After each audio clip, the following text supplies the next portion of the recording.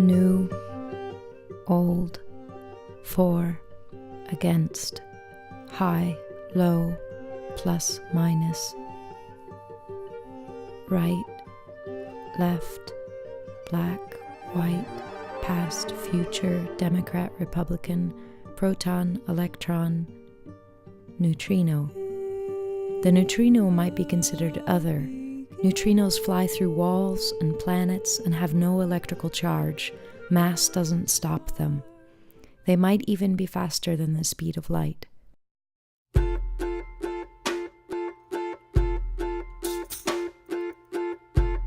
I left New York and moved to Detroit. I bought an abandoned house and fixed it up. I joined the list of gardeners who have been planting here for over 100 years. I had a baby.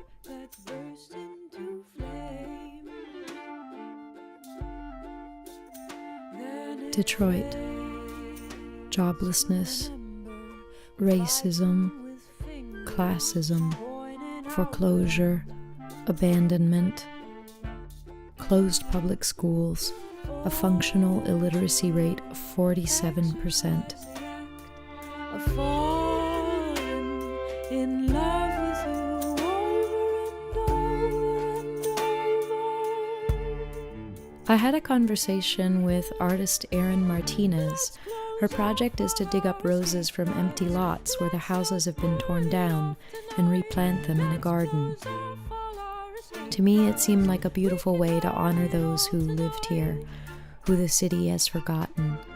The life will continue here, but maybe in a different place than it started. Those forgotten I remember and gather them up in my arms like some magic thing twisted and winding. Detroit resident Bessie McWilliams has been planting roses since 1973. She's taught me how to root rose stems. Her flowers bloom all summer and she names them after her friends. All these rose bushes is named. This one right here is called Isabella. She gave me this bush. It's the name of the bush is Chrysler Imperial. Okay. It's the name of the bush. And she passed. She was buried 2 weeks ago. Now, this one here is Jean Teschner. She's a ex-nun social worker. A lot of the songs seem to start with concepts based on opposites and contradictions. Logistically, I wanted to make an album that could hop on an airplane, so I thought my instruments should be small and fit in one suitcase. I also wanted the arrangements to have places in them to breathe and allow for improvisation, so for CJ to play freely on the trumpet and Alex to play a wide variety of textures on the flute, or for Hideaki to improvise on clarinet. I worked on the songs and orchestration in Detroit, and then every 3 weeks Y Music and I would rehearse, sometimes in New York and sometimes even by Skype.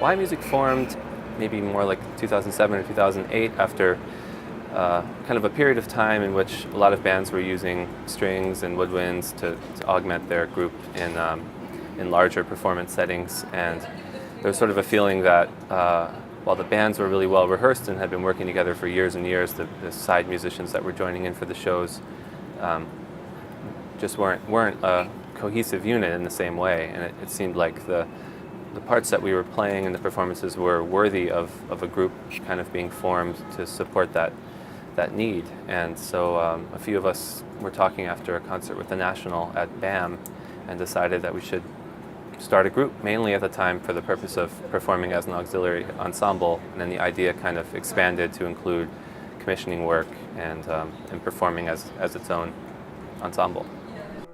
When playing the older music of my Brightest Diamond from Shark's Teeth and Workhorse, I used to see Rob's face getting frustrated when playing violin against loud electric guitars and drums. There was always a tension there between the different acoustical properties of the instruments. I decided to see what would happen if I gave in to playing acoustic music, and what that would mean especially for the drums. And there would be challenges of just getting the drums to blend right with the strings and not overpower everything, and finding that balance, because then if you play really soft, you lose the attitude of the part as it was originally intended. And so we ended up getting further away, or back to really a standard drum set as the core, but just doctoring it up. Towels and stuff, and not using sticks, or not playing it in a sort of traditional way. Because we wanted sort of like what I call like beat. We wanted beats that have a certain swagger and like an aggressive feel that wouldn't overpower the string ensemble. Zach Ray broke the rules and played instruments with electricity. Zach has more instruments than anybody I know, and he's incredibly creative with how he uses them. I call him the timbre master. If you hear a mystery noise, it's Zach. Brad Albetta was faced with a lot of challenges coming in last minute to add low end on the album. Sometimes a keyboard or piano seemed more like the right choice to Brad than bass. My friend D.M. Stith is a beautiful songwriter, and his voice is immediate and transparent. All of the artwork and design of My Brightest Diamond is also David's, and he has been that haunting background voice on the previous albums.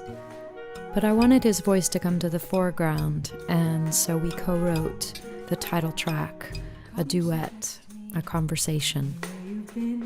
You seem a little out of breath, and I ran down to Mr. Kimball's house, and then I turned right back around.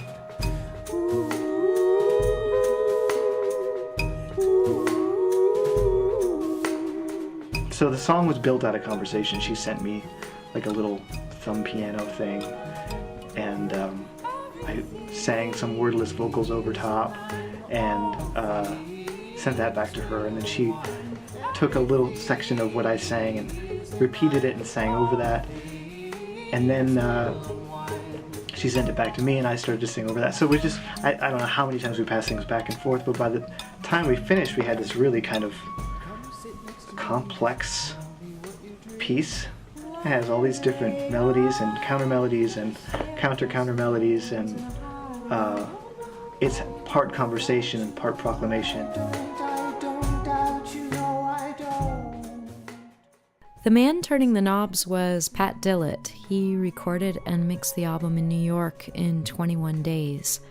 I'd worked with Pat recording for a David Byrne album, and Pat had also worked with my friend Thomas Bartlett from Dove Man, and he also had a reputation of working with vocalists like Mary J. Blige and Mariah Carey, and I wanted to see what that would be like to work with the same person on that side of the recording booth from start to finish and work in the highest fidelity possible. Already this year, these songs have had a lot of different manifestations in the live performances. Sometimes solo, sometimes electric, sometimes with orchestra, sometimes as a duo. I guess that makes sense that songs about opposite realities would have a touring life that reflect that. It's certainly a challenge for me to be recreating it for these different situations, but that's just life. We have to adapt, and we have to be open to change. I think Detroit is a great metaphor for a lot of things. There's real hardship in the city, but there are people who are making things out of what they have, using what resources are available and somehow creating something beautiful and something that's really powerful because it was created in such an adverse environment. I hope that this record lives in that same spirit.